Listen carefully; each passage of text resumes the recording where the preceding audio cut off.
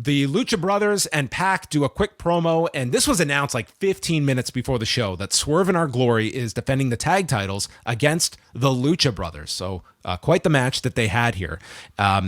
We saw things like pick up as Penta hit Made in Penta on Swerve, and then Keith Lee...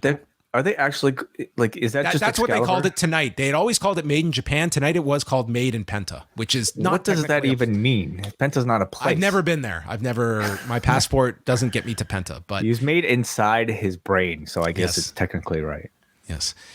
But the way the pin was broken up, Keith Lee took Phoenix from the floor and threw him, lawn darted him to break up the pinfall, and that might have been the most unique save we've seen this year.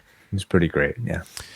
Keith Lee, first of all, these four, like Penta and Keith Lee were just, these two were made for one another with the size discrepancy and how they utilized one another's bodies.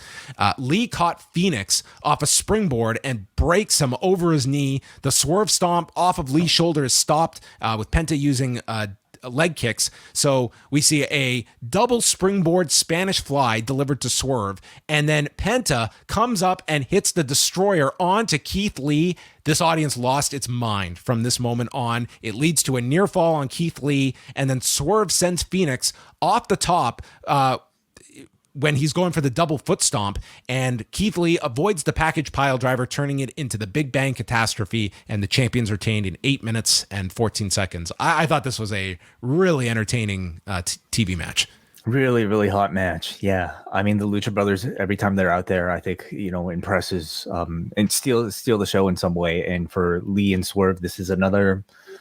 show stealing match that they're a part of now. Dude, they have quite the consistency rate when it comes to these matches. Like, they are a common denominator in a lot of these different tag matches. And I think like they are sort of the unsung other half of that match at All Out. Like, so much of the attention was on the Acclaim, but it's like these two, like, I'm really looking forward to this match now next week. I hate that they're unsung because, I mean, yeah, like, I'd argue they were a bigger part of the reason why that match was so great from a technical standpoint. Well, I would ask Swerve, like, he listens to all the podcasts, like, am I wrong? Like, what has the praise been like for these two? That is plenty of heel motivation as he was using in that press conference. Absolutely. And then he got overshadowed at the press conference, poor guy. Cut a hell of a promo on the media at the press conference, and just, the other promo on the media, I think, took over, unfortunately. And remember, those guys had to follow the drama of earlier. Goodness. Like, yeah. Like, imagine having to go out after you've just, like, borne witness to that catastrophe for a half an hour, and now you have to come out. And, I mean, the guys that followed Punk, like, total pros when you look at it was a very good hour or so that you had guys coming out there, like Jericho and Swerve. Tony Storm, I thought, had a very strong appearance there, also on the thing. Anyway, the Arthur Ashe will riot if the Acclaim don't win. The internet will riot if the Acclaim don't win next week. However, I hope that there's something keeping Swerve in Our Glory relevant, because I think they're just starting to pick up momentum.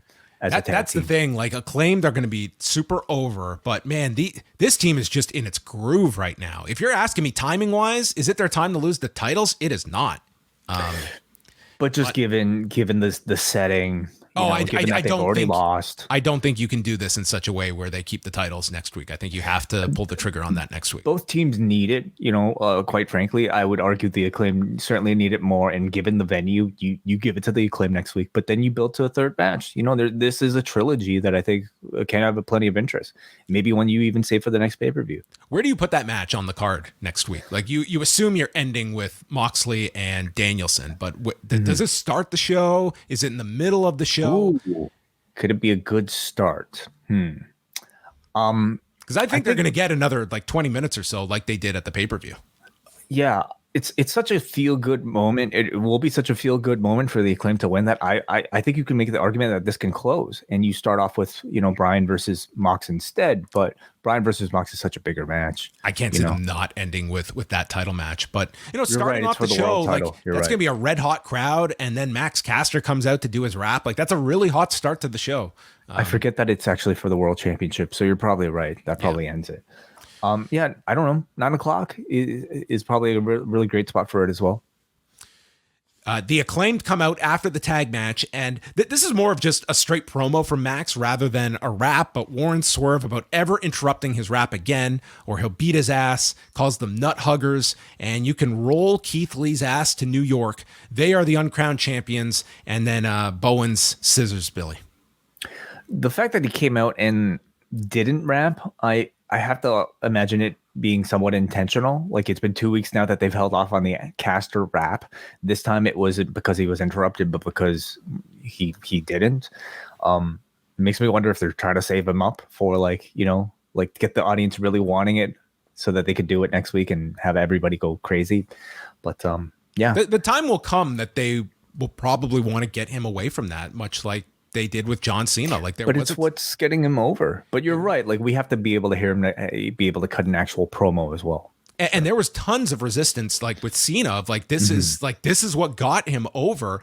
That was the right call. It was the right call, and they probably did it at the right time. It was just as he was getting ready to win the title, they dropped the rapping, and in the long run, that was, you know, the rapping would have pigeonholed him in the long run. But you're right. I don't think now is that time, but at some point they probably will get there.